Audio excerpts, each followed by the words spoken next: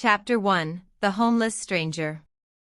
Rain hammered the tin roof like a war drum, but inside the kitchen, the storm was already raging.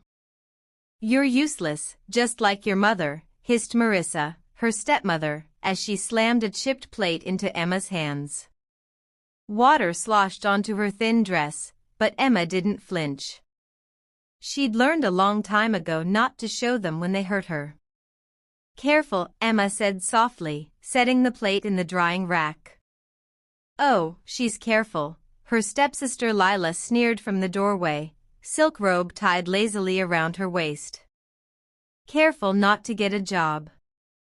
Careful not to find a mate. Careful to sit here and leech off my father's generosity." Emma's jaw tightened. My father's generosity?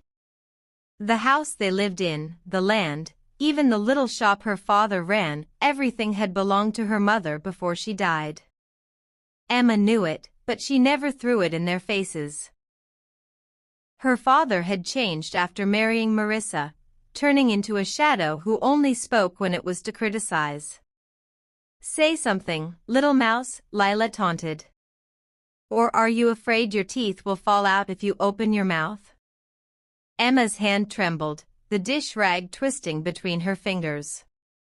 She wanted to tell Lila exactly where she could shove her words, but she didn't. Not here. Not while her father's voice could boom in from the sitting room at any second.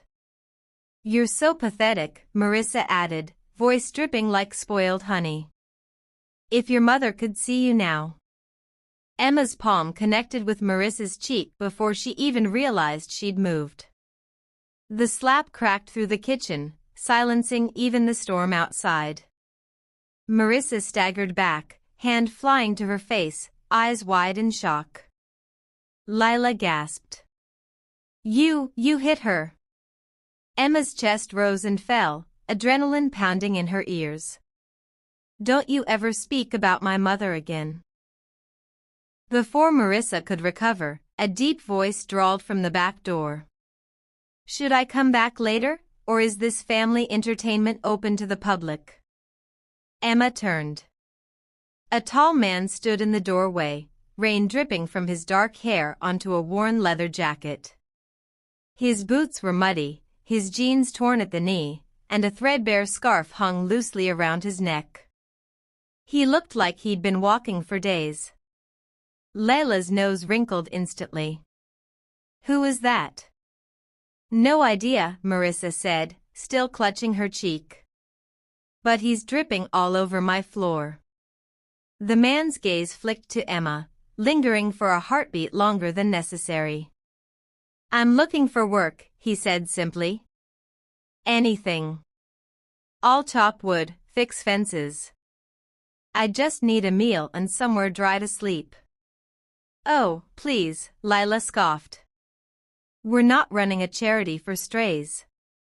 Emma's lips parted, but before she could speak, Marissa was already waving him away. "The barn's down the road. You can probably find rats to keep you company there." The man didn't flinch at the insult.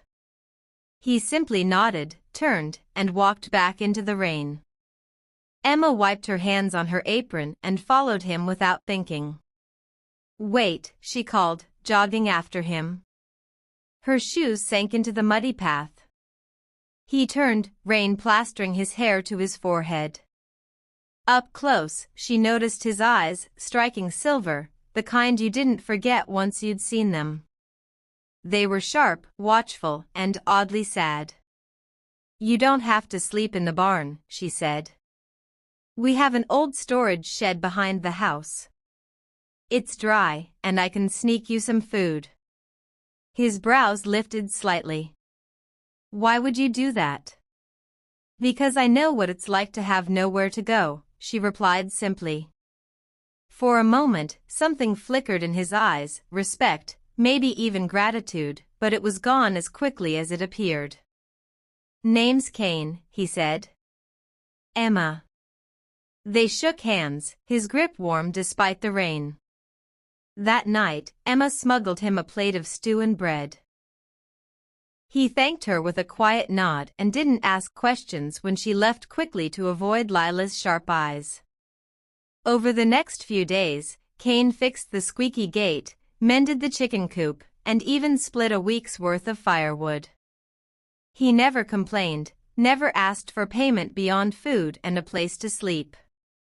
But Lila and Marissa weren't blind. "You're getting awfully friendly with that stray," Lila said one morning, leaning against the kitchen counter with a smug smile. "You know, Emma, people will talk. They'll say you're desperate enough to settle for a homeless nobody." Emma's cheeks burned, but she didn't rise to the bait. "Kane works harder than anyone else around here." "Oh, sure," Marissa chimed in. "Until he robs you blind and disappears. Mark my words, that man's hiding something. And it's not money." Emma ignored them, but a tiny part of her wondered. Kane was strong, too strong for someone living rough. His hands, though calloused now, didn't have the permanent grime of someone who'd been poor all his life. And then there were his eyes, sharp, assessing, like he was always calculating something. One evening, she found him standing by the fence, staring at the horizon. The sun was setting, turning the clouds gold and crimson. "Beautiful, isn't it?" she asked. Kane glanced at her, a faint smile tugging at his lips. "It could be better." "How?" "If you weren't standing in mud," he said, and before she could react, he lifted her effortlessly, setting her down on the fence rail. Her heart stuttered. "You're strong." "Comes with the territory," he said cryptically. Before she could press him, a sharp voice cut through the air. "Emma." She turned. Lila stood on the porch, arms crossed. "Father wants to see you." "Now." Emma's stomach sank. Her father rarely called her unless it was to deliver bad news. She slid down from the fence, but Kane caught her arm lightly. "Don't let them break you," he murmured. His touch was warm, grounding. She nodded and walked toward the house. Inside, her father sat at the table, face hard. Marissa stood behind him like a queen on her throne. "I've decided," her father said flatly. "You're going to work at the tavern in town. We need the money, and frankly, you're not contributing here." Emma's mouth opened. "But..." "No arguments," Marissa cut in sweetly. "The sooner you start, the sooner you can stop leeching off us." From the corner of her eye, Emma saw Kane standing outside the window, watching. His silver eyes met hers, and in that moment, she knew, whatever he was hiding, he wasn't going to let them crush her completely. What she didn't know was that Kane's past, and his fortune, would soon turn her world upside down. Emma's first day at the tavern came faster than she could prepare for. The place reeked of spilled ale and burnt meat, the air thick with pipe smoke. Men lounged at the bar, shouting for more drink, and the owner, a thick-set man named Boren, wasted no time barking orders. "Table 5's been waiting 10 minutes, he roared as soon as she stepped through the door. "And don't spill on the floor again, we've got enough rats." Emma swallowed her pride and picked up a tray. She'd survived years under Marissa's thumb, surely she could handle a tavern full of rowdy men. By the end of the night, her feet ached and her hands were red from scrubbing tankards. As she stepped into the cool air outside, she nearly collided with a tall shadow leaning against the wall. "Kane," she whispered. "Thought I'd walk you home," he said simply, pushing off the wall. The street lamp's dim light caught the edge of his smile. "Tavern's not exactly the safest place at night." Her heart skipped. "How did you know I worked there?" He gave her a look that said, "I notice more than you think." "Saw you leave earlier. Didn't sit right with me." They walked in silence for a few minutes, the only sound the crunch of gravel under their boots. But the quiet wasn't awkward, it was steady, like a calm breath after a storm. When they reached the house, Kane stopped at the edge of the path. "You should rest. You've got another long day tomorrow." She hesitated. "Thank you. For looking out for me." His gaze lingered on her face, unreadable, and for a moment she thought he might say something more. But then he turned, vanishing into the shadows before she could ask. The days blurred together, tavern work, chores at home, dodging Lila's barbs, and, quietly, stolen moments with Kane. He never asked for anything in return for his work on the property, but the repairs he'd made were starting to draw Marissa's suspicion. One rainy afternoon, Emma returned from town to find Marissa standing by the shed with her arms folded. "Where is he?" Emma's stomach knotted. "Who?" "Don't play dumb," Marissa snapped. "That stray you've been feeding." "I went to check the shed and he's gone." Before Emma could answer, Kane appeared from behind the chicken coop, carrying a bundle of firewood. "Was fixing the fence," he said evenly. "Problem?" Marissa's lips curled into a sneer. "You're still here? I thought you'd have moved on by now, chasing scraps somewhere else." Kane's silver eyes hardened, but his tone stayed calm. "Emma asked me to stay. I'm just returning the favor." "Favor?" Marissa's gaze slid to Emma, sharp as glass. "You owe this man nothing. And if you've been entertaining him, you'd better remember whose roof you're under." Emma felt her cheeks burn, but before she could speak, Kane stepped forward, closing the distance between him and Marissa. His voice was low, deliberate. "I don't take what isn't mine." Something in his tone made Marissa's eyes narrow, but she didn't reply. She turned sharply and stalked back toward the house. When she was gone, Emma let out the breath she'd been holding. "You shouldn't provoke her." Kane's mouth quirked. "If that was provoking, you haven't seen me try." She stared at him for a moment, torn between frustration and gratitude. "Why are you really here, Kane?" His smile didn't reach his eyes. "Maybe I just like fixing broken things." The words lodged in her chest, heavier than she expected. That night, the storm came back with a vengeance. Wind rattled the shutters and rain pelted the roof. Emma lay awake, listening to the creak of the house, until a faint thud outside made her sit up. She crept to the window and saw a figure in the yard, Kane, moving toward the tree line with deliberate steps. The moonlight caught on something in his hand, glinting silver before disappearing under his coat. A shiver ran down her spine, though she couldn't say why. The next morning, Kane was back by the shed, splitting wood like nothing had happened. "You were out late," she said casually, handing him a mug of tea. He glanced up, eyes unreadable. "Couldn't sleep." She didn't press him, but the image of that silver glint stayed with her all day. A week later, trouble came to the tavern. It started with a shout, then the crash of a chair breaking. By the time Emma turned, two men were circling each other, knives drawn. Boren was shouting for someone to fetch the watch, but the brawl was spilling toward the tables, knocking tankards and patrons aside. One of the men lunged, and would have driven his blade into Emma's side if a strong hand hadn't grabbed her and pulled her clear. "Kane," she gasped. "Stay down," he ordered, stepping between her and the fight. She didn't see exactly what happened next, just a blur of movement, the sound of bone hitting wood, and both attackers on the floor groaning. Kane stood over them, breathing steady, as though he'd barely exerted himself. Boren gaped. "Where in blazes did you learn to move like that?" Kane just shrugged. Practice. Emma's heart was still racing as he walked her home that night. You saved my life, she whispered. His jaw tightened. Don't make more of it than it is.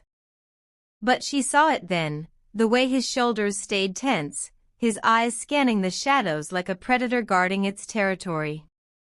Whoever Kane was, he wasn't just some drifter. And if Marissa and Lila didn't hate him before, the way Lila was watching from the porch as they approached told Emma they soon would. By the time Emma fell asleep that night, she didn't know that a messenger had just arrived in the nearby city, delivering a sealed letter to a private office. Inside, the recipient broke into a grin. So, the man said, eyes gleaming, the Alpha is hiding in a human village. Chapter 2, Shadows in the Village. The storm had passed by morning, but the air was thick with the smell of wet earth and something heavier Emma couldn't name. She went about her chores with her mind tangled in the images from last night, the silver glint in Kane's hand, the way he had moved in the tavern, and the messenger somewhere out there carrying a letter she didn't know existed. Kane was already awake, stacking the last of the firewood by the shed.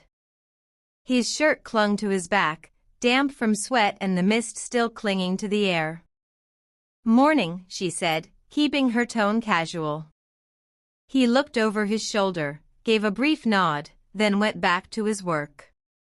You've got a long shift today? She frowned. How do you know?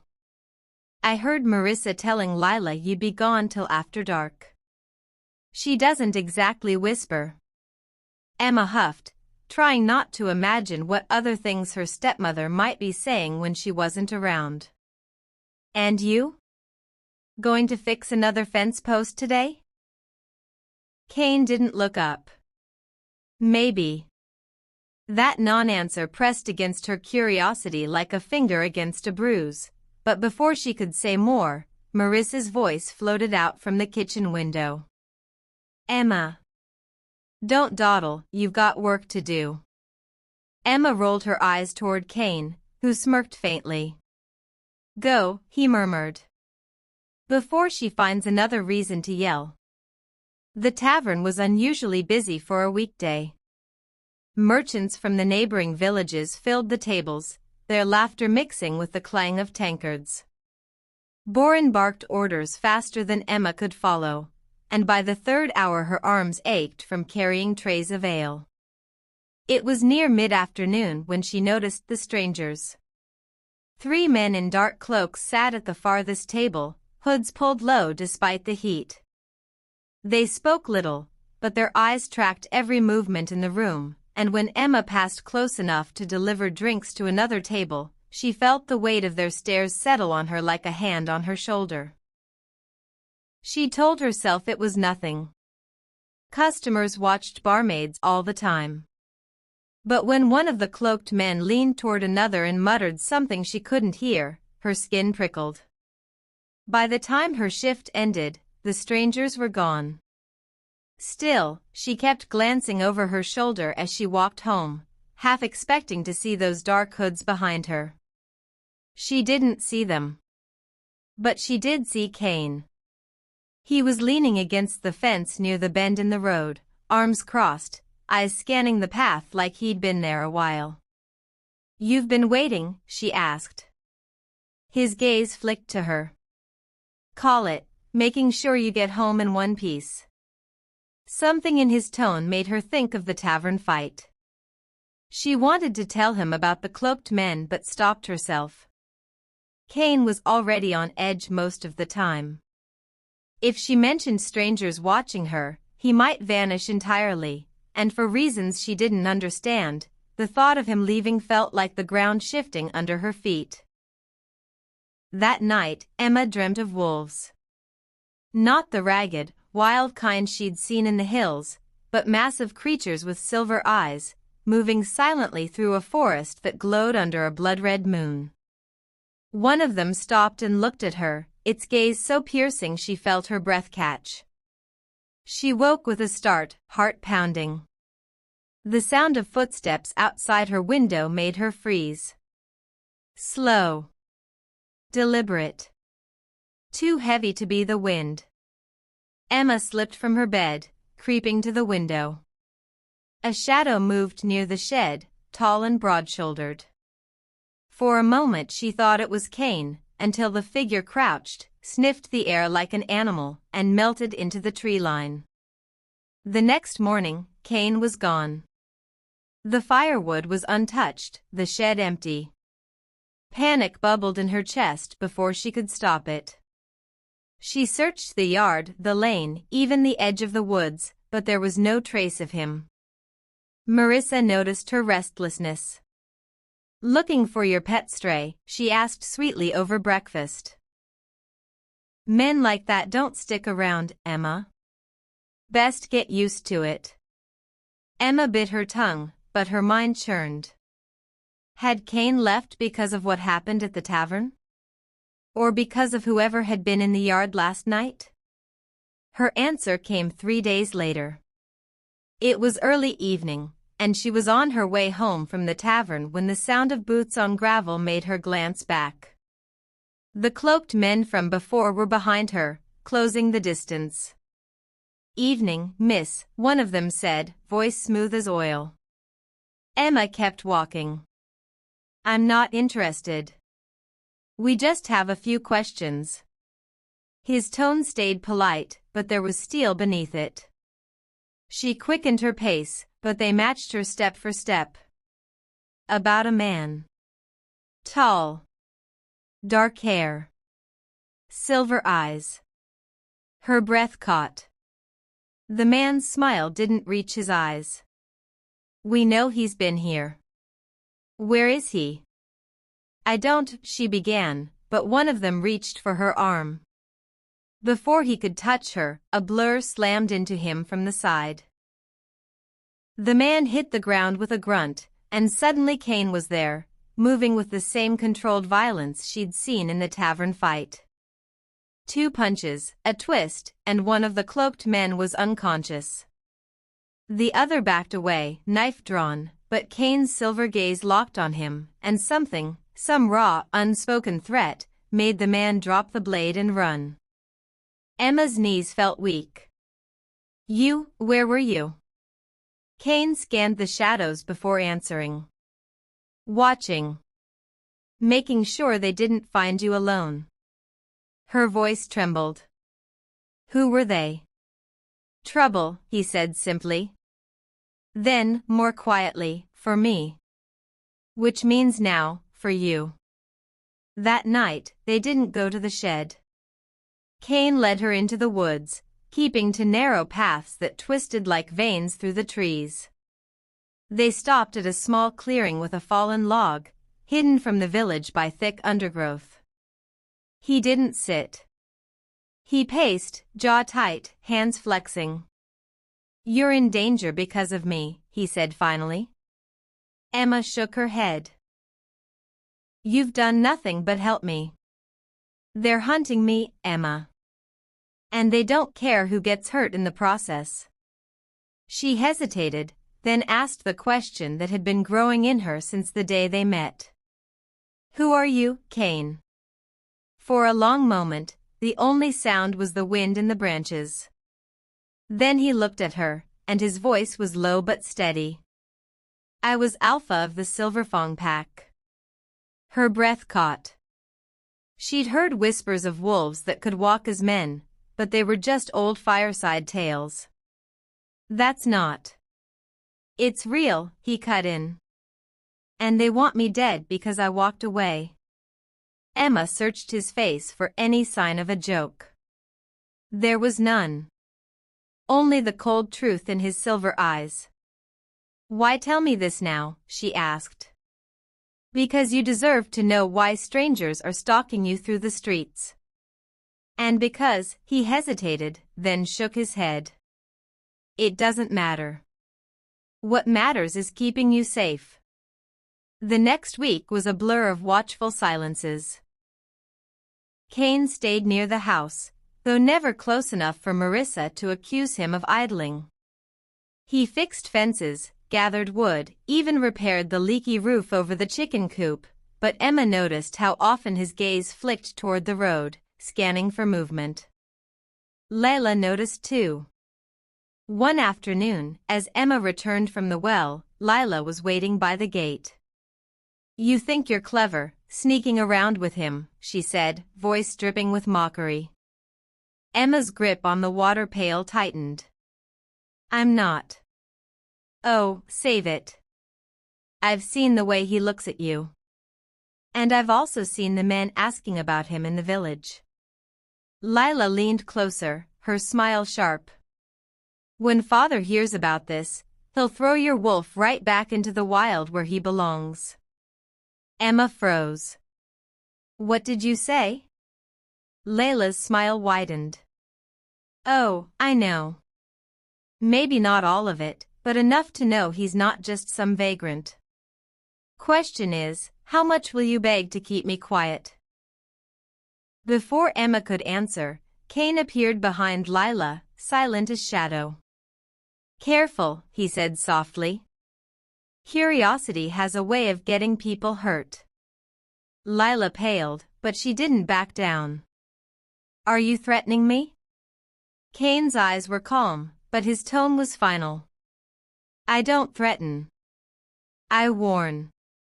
2 nights later, the cloaked men returned. Emma woke to shouts and the sound of splintering wood. She ran to the window and saw them in the yard, one holding a torch, another already forcing the shed door open. Kane was a blur, moving faster than she thought humanly possible. The fight was over in seconds, one man down, the other fleeing into the dark. But the third was gone. And so was the torch. Emma's stomach dropped as she saw the flicker of flames against the chicken coop. Kane was already there, smothering the fire with a blanket, but the damage was done. The smell of smoke would wake the whole house. Marissa's voice was the first to pierce the night. "What in the name of?"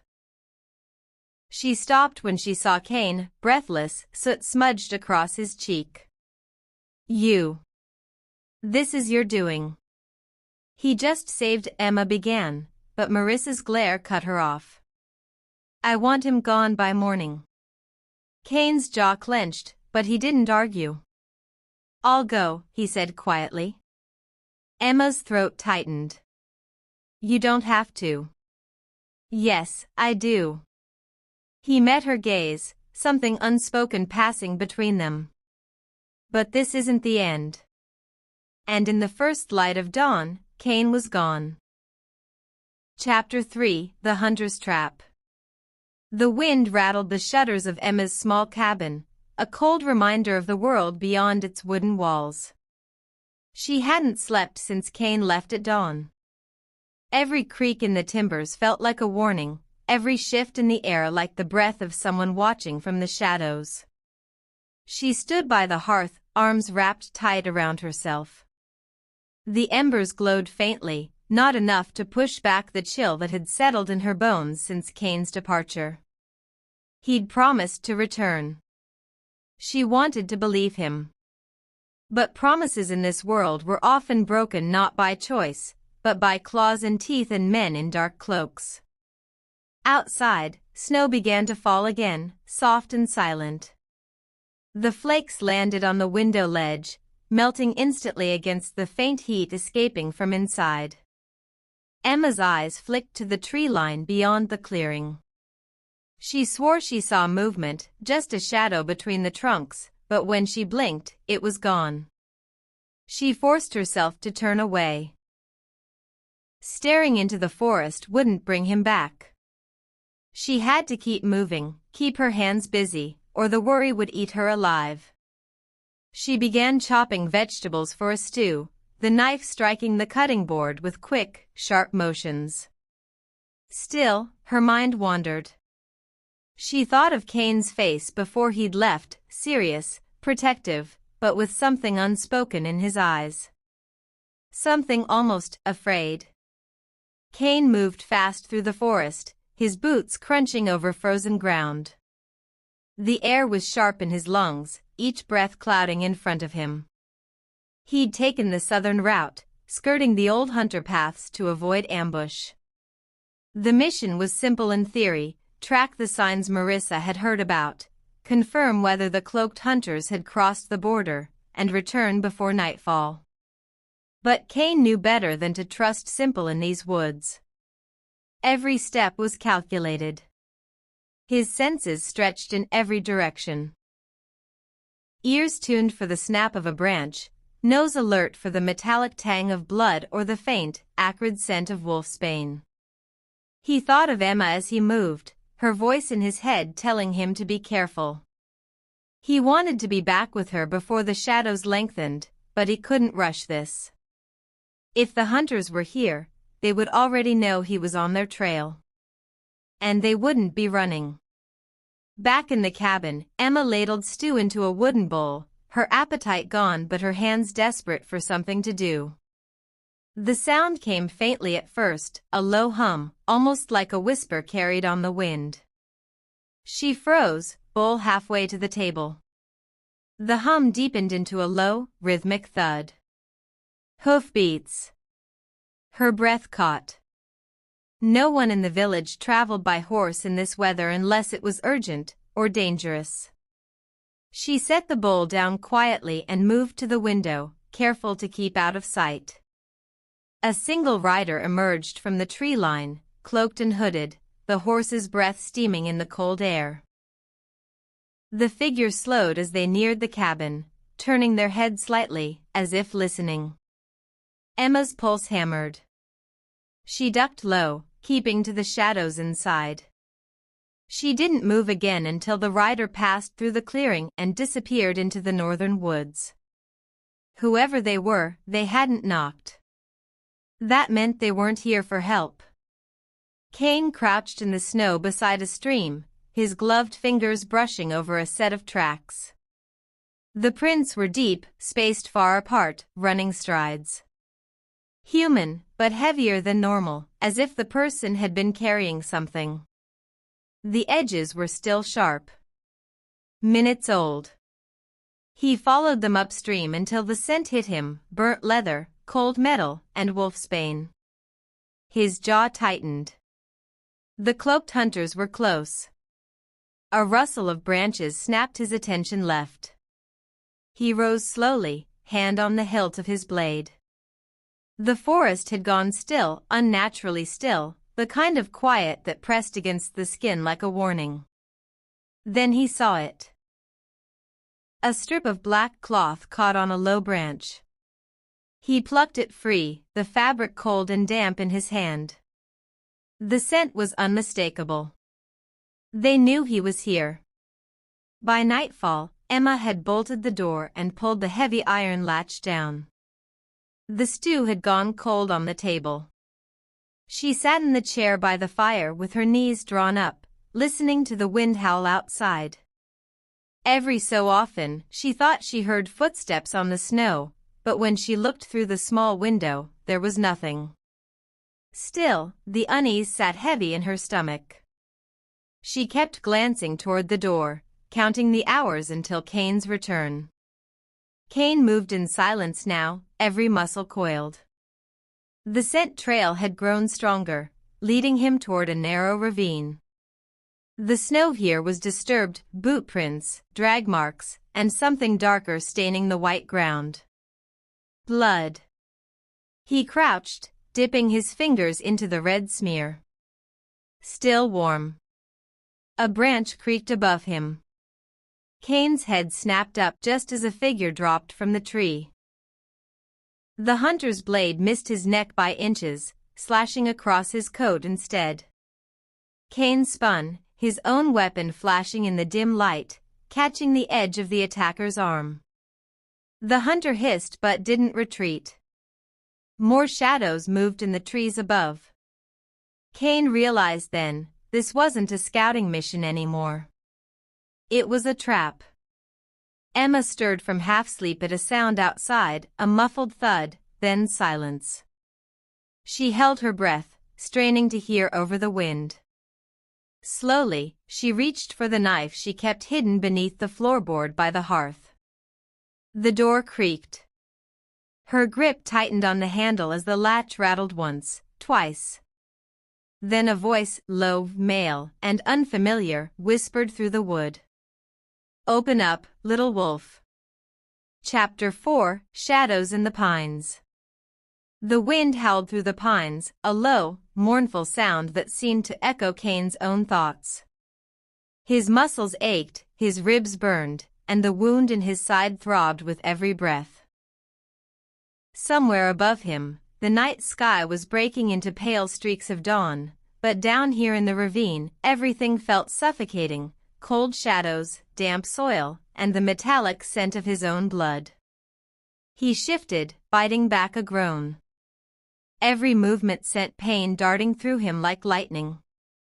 He'd been in tight spots before: territorial disputes, ambushes, even a rogue wolf hunt gone wrong, but this felt different. More deliberate. More personal. A twig snapped in the distance. Kane stilled, his instincts flaring. The forest was waking up, but that sound had weight to it, too sharp to be just wildlife. His wolf stirred inside him, urging him to shift, but his body wasn't ready for the transformation, not with this injury. Not yet. Above the rim of the ravine, movement caught his eye, a figure slipping between the trees. Hooded. Watching. Kane's pulse hammered. He couldn't make out a face, but something about the way they stood, too still, too purposeful, set his nerves on edge. He blinked, and they were gone. Kane's jaw tightened. Whoever that was hadn't just been passing through. They'd been checking if he was still here. And that meant someone wanted him to stay in this ravine. Someone who'd planned this. Emma's hands trembled as she tried to steady the kettle over the fire. The cabin smelled faintly of pine sap and wood smoke, but beneath it, there was something sharper: fear. Her fear. She hadn't slept since last night. Every creak of the wooden walls made her flinch. She kept replaying the moment she'd seen Kane fall from the ridge in her mind. That flash of surprise in his eyes. The sickening sound when he hit the slope below. She didn't know if he was alive. And that thought was gnawing at her worse than anything. She had considered going after him, but the ravine was too steep, the path too dangerous without help. Her wolf wanted to tear through the woods until she found him, but her human side knew she'd be walking straight into a trap if she left. The problem was, the trap might already be inside the cabin. She glanced toward the closed bedroom door. Inside, her stepsister Layla was still asleep, or pretending to be. Layla had arrived unexpectedly 2 nights ago, smiling too much and saying too little. She'd claimed she was just passing through on her way to visit friends, but Layla's timing had been suspicious. She always had a way of showing up when Emma's life was about to get complicated. Emma sipped her tea, letting the heat burn her tongue so she could focus on something other than her thoughts. But the unease wouldn't leave her. Kane had warned her, once, in that low, deliberate way he had when he was trying not to scare her. If you ever feel eyes on you, trust it. I've lived long enough to know that danger doesn't knock, it waits until you open the door. She had laughed at the time, but now, the words felt like prophecy. Kane dragged himself to a patch of sunlight, hoping the warmth would help him heal faster. His wolf's regenerative abilities were strong, but the silver bullet lodged in his side slowed everything down. Whoever had shot him knew exactly what they were doing. He leaned back against a fallen log, scanning the tree-line. The hooded figure's appearance kept replaying in his mind, and each time, the unease sharpened. He'd faced hunters before, but they were usually loud and reckless, relying on brute force. This was different. Whoever had set the trap had patience. Strategy. and access to information they shouldn't have. Kane thought of Emma. Of the way her eyes lit when she talked about the mountains. Of how she'd let him close, even when her guarded nature told her not to. He'd promised himself he wouldn't bring her into his world's darker side. But that promise had been broken the moment she became a target. His gut told him the danger wasn't random. And now, an ugly thought slid into place. What if someone close to Emma had given them his location? The cabin door creaked open. Emma looked up from the table, her hand tightening on the handle of her mug. Layla stood in the doorway, her hair mussed, her eyes too alert for someone who had just woken up. "Morning," Layla said, smiling faintly. "You're up early." "Couldn't sleep," Emma replied, keeping her voice neutral. "Bad dreams?" Emma didn't answer. She wasn't going to give Layla anything to work with. Her stepsister wandered to the window, peering out at the forest as if she was looking for something, or someone. "You still seeing that guy?" Layla asked casually, her tone too light. Emma's heartbeat stuttered. She hadn't told Layla about Kane. Not exactly. But Layla always had a way of knowing things she shouldn't. "Why?" Emma asked. "No reason," Layla said with a shrug. "I just worry. You've got a soft heart. Easy to take advantage of." Emma wanted to laugh at that. Kane was the least likely man to manipulate her. If anything, he was too careful, too protective. But the way Layla said it, like she knew something Emma didn't, set her on edge. Kane's vision blurred for a moment, his strength waning. He had to move before he passed out entirely. Summoning the last of his energy, he pressed his palm to the wound, gritted his teeth, and pulled. The bullet slid free with a burn that nearly made him black out. He tossed it aside, the small silver pellet glinting in the dirt. Pain roared through him, but already, his wolf stirred more strongly, the healing kicking in. He could make it to the cabin before nightfall if he started now. But as he began to climb the slope, he heard voices, 2 of them. He froze. "He's still out there." "You didn't finish the job," a man's voice hissed from above. "I'm telling you, he's hurt." "He won't make it far," a woman replied. Kane's stomach dropped. He knew that voice. Layla. Emma was chopping vegetables for soup when she heard it, the faintest crunch of footsteps outside. She froze, her knife still in midair. Layla was in the bedroom again, door shut. The footsteps stopped near the porch. Emma's wolf pushed against her skin, urging her to react. She set the knife down quietly and moved to the window. At first, she saw nothing but trees. Then, in the shadow between 2 pines, something shifted. A man stood there, half hidden, watching the cabin. His eyes glinted even from a distance, and Emma's breath caught. She didn't recognize him, but she knew, with every instinct she had, that he was here for her. Kane crouched low, forcing himself to breathe through the pain. He'd been right. Someone close to Emma was involved. And now, knowing Layla's voice was part of this, the pieces were falling into place, ugly, jagged pieces that left no room for doubt. He had to reach Emma before they did. But the forest between them felt endless.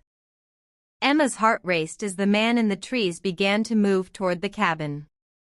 She turned to grab the rifle from above the mantel, only to hear the back door creak open. She spun, weapon in hand. Layla stood there, her expression calm, her eyes cold. "You shouldn't point that at family," Layla said softly. Outside, the man's footsteps drew closer. Emma's grip tightened. What did you do? Layla's smile was the only answer. And then, from deep in the forest, came the unmistakable sound of a wolf's howl, low, fierce, and closing in fast. Chapter 5, Kane's Reveal and the Battle for Emma's Future. The morning sun filtered weakly through the frost-covered windowpanes of Emma's small cottage. Inside, the air felt heavy, thick with silence and unspoken fears. For the first time in weeks, Emma wasn't alone. Kane sat quietly in the worn wooden chair by the hearth, his tall frame relaxed but every inch of him alert. His silver eyes, usually so intense and watchful, softened as they rested on Emma. She had spent the night recounting everything. Her father's refusal to acknowledge her claim on the land, Marissa's relentless scheming, and Lila's sudden, unsettling interest in Kane himself. "I don't want you to get hurt," Emma said quietly, wrapping her hands around a steaming cup of tea. Kane shook his head, a faint smile curving his lips. "I'm already involved. And I'm not the kind to back down." He stood, moving to the window. Beyond the frost, the village was waking, unaware that the tides were shifting beneath their feet. Meanwhile, in the village manor, Marissa paced with a simmering rage. She had just received word, Kane's presence was no longer a mystery. Rumors had begun to spread, whispers of his wealth, his power, his past as the alpha of the Silver Fang pack. Lila sat across from her, eyes gleaming with a mixture of greed and excitement. "Do you realize what this means, Mother?" Lila's voice was sharp, almost hungry. "If Kane truly is a billionaire alpha, he's a prize. And I intend to claim him." Marissa's lips curled into a calculating smile. "We'll see, Lila. But for now, keep your distance. Let Kane make the first move." Back at the cottage, Kane had summoned a small group, his most trusted pack members, who now stood respectfully a few paces behind him.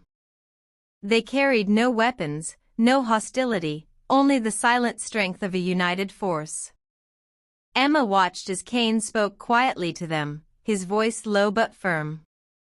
"This isn't about power or dominance," Kane said.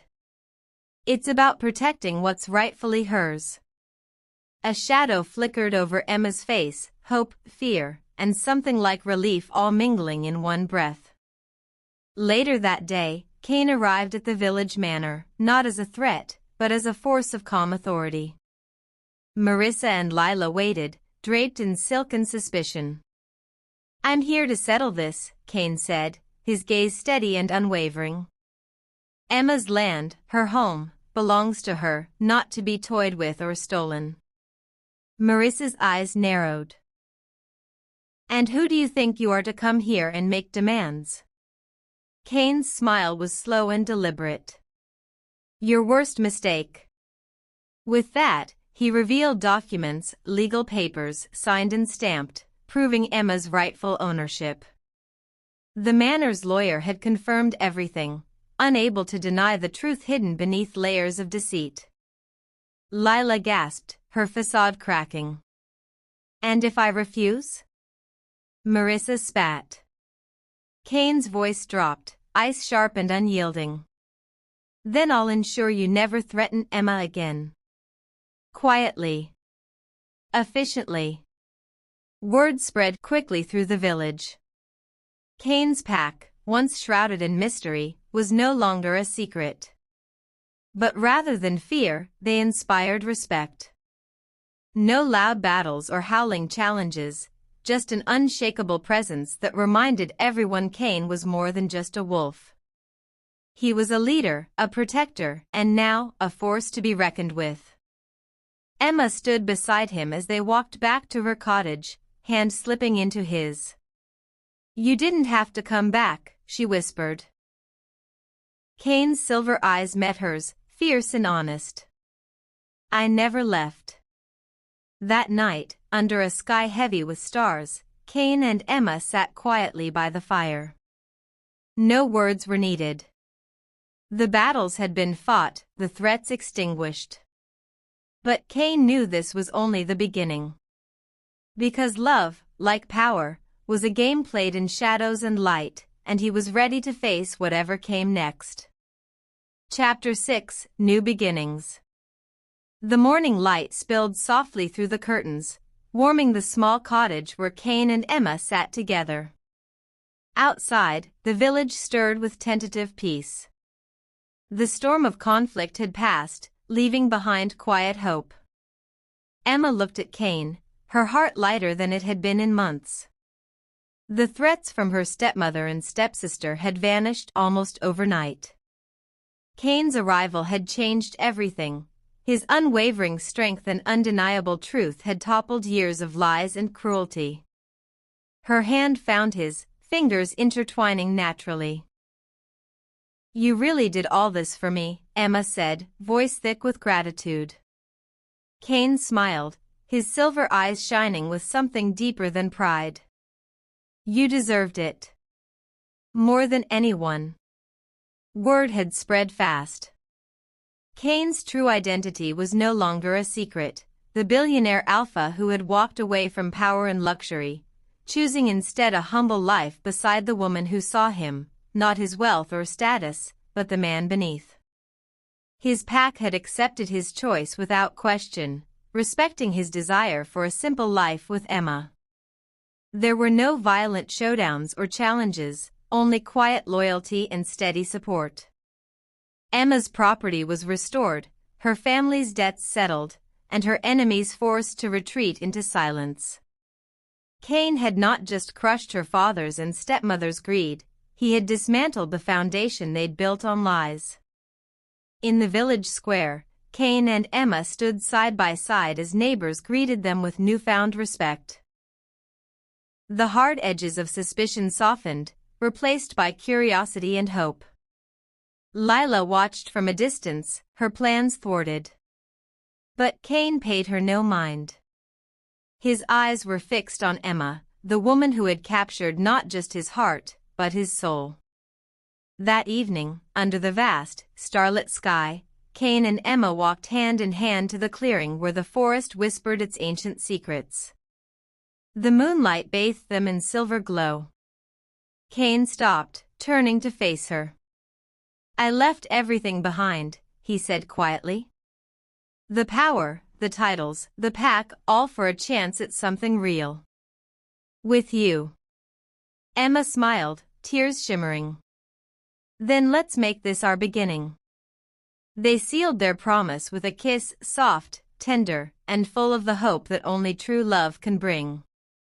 The road ahead would not be without challenges, but together, Kane and Emma would face whatever came, bound by trust, respect, and an unbreakable bond.